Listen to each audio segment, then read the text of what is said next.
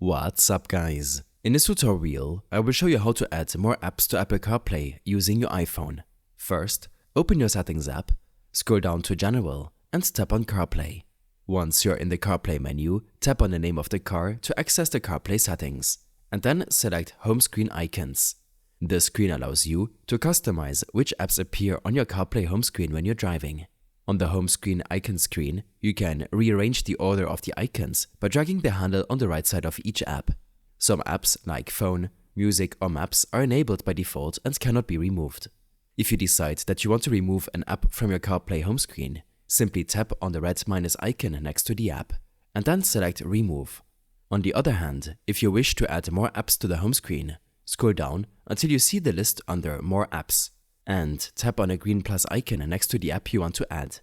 If you feel like you've made too many changes or simply want to start over, you have the option to reset your CarPlay home screen to its default settings.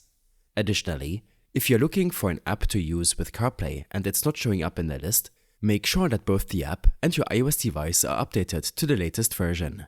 I hope this helped you out. Leave a comment if you have any questions and see you in the next one.